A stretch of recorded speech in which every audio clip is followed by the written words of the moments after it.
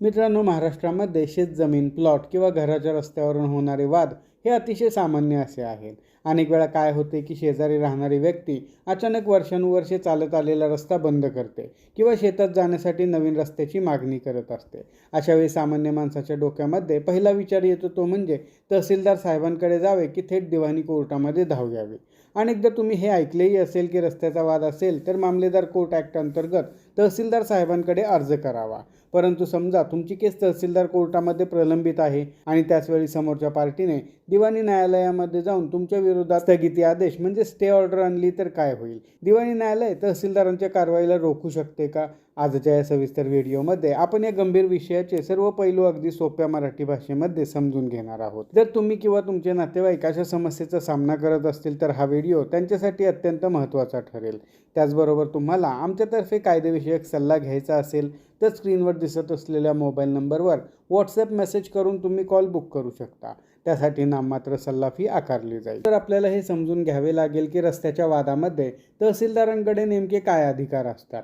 महाराष्ट्रात शेत रस्त्यांच्या वादासाठी मामलेदार कोर्ट ॲक्ट हा अत्यंत महत्त्वाचा कायदा आहे. या कायद्याच्या कलम 5 नुसार जर कोणाचा पूर्वापार चालत आलेला वहिवाटीचा रस्ता कोणी अडवलेला असेल तर पीडित व्यक्ती तहसीलदारांकडे कलम 5 अंतर्गत अर्ज करू शकते. असा अर्ज प्राप्त झाल्यानंतर आणि अर्जावर सुनावणी घेतल्यानंतर जर रस्ता 6 महिन्यांच्या आत बंद केलेला असेल तर तो रस्ता पुन्हा मोकळा करून देण्याचे आदेश तहसीलदार साहेब देऊ शकतात. त्याचप्रमाणे रस्त्यामध्ये लावलेली कुंपण असेल, भिंत असेल किंवा टाकलेली माती वगैरे असेल तर ते हटवण्याचे आदेश देखील देऊ शकतात.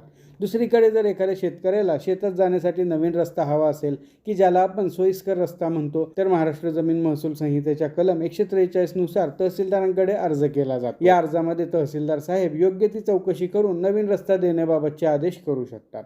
परंतु तहसीलदारांचे हे अधिकार मुख्यतः वहिवाट आणि तात्काळ सुविधेसाठी असतात. तहसीलदार हे जमिनीचे अंतिम मालक कोण आहे हे ठरवू शकणार नाहीत. आता आपण वळूयात आपल्या दुसऱ्या बाजूकडे. बघा, दिवाणी न्यायालयाचे अधिकार हे व्यापक असतात. रस्त्याच्या वादामध्ये दिवाणी न्यायालयामध्ये मुख्यत्वे करून 2 गोष्टींसाठी दाद मागितली जाते. पहिली बाब म्हणजे मालकी हक्क घोषित करणे, म्हणजेच वाद मिळकत नेमकी कोणाच्या मालकीची आहे आणि सातबाऱ्यावर कोणाचे नाव आहे आणि त्या जागेतून रस्ता देण्याचा अधिकार समोरच्याला आहे की नाही हे ठरवण्याचा अंतिम अधिकार फक्त दिवाणी न्यायालयाला आहे. दुसरी बाब म्हणजे माझ्या मालकीच्या जागेमध्ये समोरच्या व्यक्तीने बेकायदेशीरपणे येऊ नये किंवा रस्ता पाडू नये असा कायमस्वरूपी आदेश मिळवण्यासाठी लोक दिवाणी न्यायालयामध्ये जातात.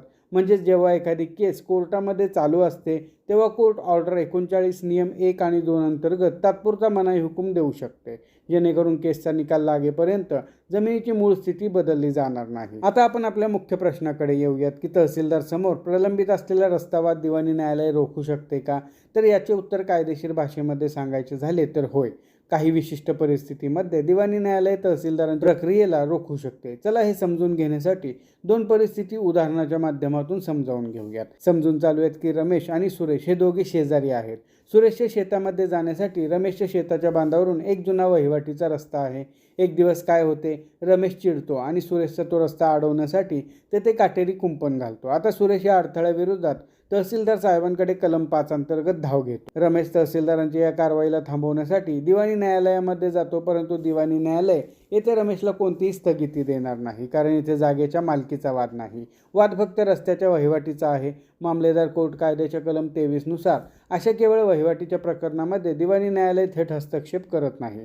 रमेशला जर तहसीलदारांचा निर्णय मान्य नसेल तर त्याला प्रांत साहेबांकडे जावं लागेल. परंतु जर वाद मालकी हक्काचा असेल तर कोणती कायदेशीर परिस्थिती निर्माण होईल हे देखील पाहूया. समजून चालू आहेत की सुरेशची स्वतःची खरेदी केलेली हक्काची खाजगी जमीन आहे. रमेश हा शेजारी राहणारा व्यक्ती आहे, त्याला सुरेशच्या जमिनीतून शॉर्टकट म्हणून नवीन रस्ता हवा आहे. रमेश काय करतो, तहसीलदार कार्यालयामध्ये जाऊन खोटा अर्ज करतो की मला सुरेशच्या जमिनीमधून जुना वहिवाट रस्ता आहे तो सुरेशने बंद केला आहे. सुरेश तात्काळ आपल्या जमिनीचे खरेदी खत आणि सातबारा घेऊन दिवाणी न्यायालयामध्ये जातो आणि रमेश विरुद्ध मालकी हक्क घोषित करणे म्हणजे डिक्लरेशन आणि मनाई हुकुमाचा दावा दाखल करतो. कोर्ट सुरेशचे खाजगी मालकीचे कागदपत्रे पाहून रमेश विरुद्ध तात्पुरता मनाई हुकूम जारी करते की या जमिनीच्या स्वरूपामध्ये कोर्टाच्या परवानगीशिवाय कोणीही बदल करू नये. सुरेश कोर्टाच्या या स्टे ऑर्डरची प्रत तहसीलदारांसमोर सादर करतो. आता दिवाणी न्यायालयाचे श्रेष्ठत्व असल्यामुळे तहसीलदारांचे हात कायदेशीररित्या बांधले जातात. तहसीलदार रमेशच्या त्या अर्जावर कोणताही निर्णय घेऊ शकत नाहीत आणि तहसीलदारांना ती प्रलंबित प्रक्रिया तेथेच थांबवावी लागते. अनेक लोकांना असे वाटत होते की तहसीलदार साहेबांनी निकाल दिला की विषय तिथेच संपला, परंतु असे मुळीच नाही. दिवाणी न्यायालयाचा अधिकार यात कसा चालतो याबद्दल अत्यंत महत्त्वाचा कायदेशीर मुद्दा सोप्या उदाहरणाने सविस्तर समजून घेऊयात. समजा तहसीलदारांनी रमेशची बाजू न ऐकता किंवा चुकीच्या कागदपत्रांच्या आधारे सुरेशला रस्ता देऊन टाकला. मामलेदार कोर्ट कायद्याचे कलम 22 सांगते की तहसीलदारांचा हा आदेश हा तात्पुरत्या वहिवाटीसाठी असतो. तो जमिनीची अंतिम मालकी ठरवत नाही. जर रमेशला तो आदेश रद्द करून घ्यायचा असेल तर तो दिवाणी न्यायालयामध्ये रीतसर दावा दाखल करू शकतो. परंतु येथे 1 वर्षाचा कडक नियम लागू होतो. जसे की लिमिटेशन ॲक्ट 1963च्या आर्टिकल 14 मध्ये महसूल अधिकाऱ्याच्या किंवा तहसीलदारांचा असा कोणताही रस्ता आदेश रद्दबातल करण्यासाठी तुम्हाला फक्त 1 वर्षांची मुदत मिळते. जर रमेश तहसीलदारांच्या अंतिम आदेशाच्या तारखेपासून 1 वर्षाच्या आत दिवाणी न्यायालयामध्ये गेला आणि त्याने सिद्ध केले की ती त्याचीच खाजगी मालमत्ता आहे तर दिवाणी न्यायालयाच्या निकालानंतर तहसीलदारांचा तो आधीचा आदेश कायदेशीररित्या रद्दबातल ठरतो. परंतु जर रमेश 1 वर्ष गप्प बसला, मुदत संपून गेली तर मर्यादा कायद्यानुसार लिमिटेशन ॲक्टनुसार त्याचा अधिकार संपतो आणि तहसीलदारांचा आदेश कायम होऊन जातो. मित्रांनो, जर तुमच्या शेतरस्त्याचा किंवा जमिनीचा वाद आधीच दिवाणी न्यायालयामध्ये प्रलंबित असेल आणि कोर्टाने तेथे स्टे किंवा स्टेटस को दिलेला असेल तर तहसीलदार काय करू शकतात हे देखील पाहूयात. मामलेदार कोर्ट ॲक्ट 1906चे कलम 26(ब) मध्ये हे स्पष्ट सांगितलेले आहे की जर दिवाणी न्यायालयामध्ये एखादा खटला प्रलंबित असेल तर तहसीलदारांना समांतर सुनावणी घेण्याचा किंवा कोणताही आदेश देण्याचा अधिकार उरत नाही. अनेकदा तहसीलदार किंवा महसुली अधिकारी काय करतात की तहसीलदार कोर्टाने रस्ता मंजूर केला की थेट रस्त्यावर पाडकाम करायला पोहोचतात. जर शेतकरी म्हणला की मी या आदेशाविरुद्ध दिवाणी न्यायालयामध्ये गेलो आहे तर महसूल विभागाचे लोक म्हणतात न्यायालयाने फक्त तुमचा दावा दाखल करून घेतलेला आहे. तहसीलदारांच्या आदेशाला स्थगिती देणारा स्वतंत्र स्टे ऑर्डर म्हणजे स्पेसिफिक स्टे ऑर्डर कुठे आहे तो दाखवा, नाहीतर आम्ही रस्ता खुला करून देणार. मामलेदार कोर्ट ॲक्ट 1906चे कलम 26 उपकलम ब स्पष्टपणे सांगते की जर त्याच जमिनीबाबत किंवा रस्त्याबाबत दिवाणी न्यायालयामध्ये अगोदरच खटला प्रलंबित असेल तर तहसीलदारांनी तो अर्ज स्वीकारण्याचा किंवा त्यावर समांतर सुनावणी घेण्याचा कोणताही कायदेशीर अधिकार उरत नाही. दिवाणी न्यायालयाचे अधिकार क्षेत्र नेहमी श्रेष्ठ असते. त्यामुळे जर दिवाणी न्यायालयामध्ये खटला सुरू असेल किंवा तेथे कोणताही आदेश झालेला असेल तर तुम्ही तहसीलदारांसमोर कलम 26 उपकलम ब चा अर्ज सादर करून त्यांची सुरू असलेली प्रक्रिया तात्काळ थांबवू शकता. आणि त्याही पुढे जाऊन मी तुम्हाला हे देखील सांगेन की जर दिवाणी न्यायालयाने मनाई हुकूम दिलेला असेल आणि त्याची प्रत तहसीलदारांसमोर सादर केली तर तहसीलदारांना सुरू असलेली प्रक्रिया तेथेच थांबवावी लागते. आणि तरीही तहसीलदार कामकाज पुढे चालवत असतील तर मात्र याला दिवाणी न्यायालयाचा अवमान मानले जाते. व्हिडिओचा मथितार्थ पाहिला तर 3 महत्त्वाच्या बाबी आपणास दिसून येतात.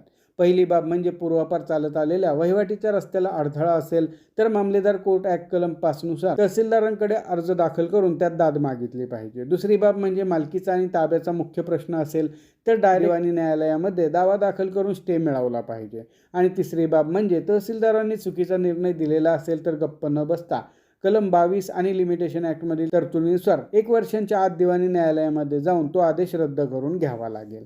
आजच्या व्हिडिओमध्ये आपण येथेच थांबणार आहोत.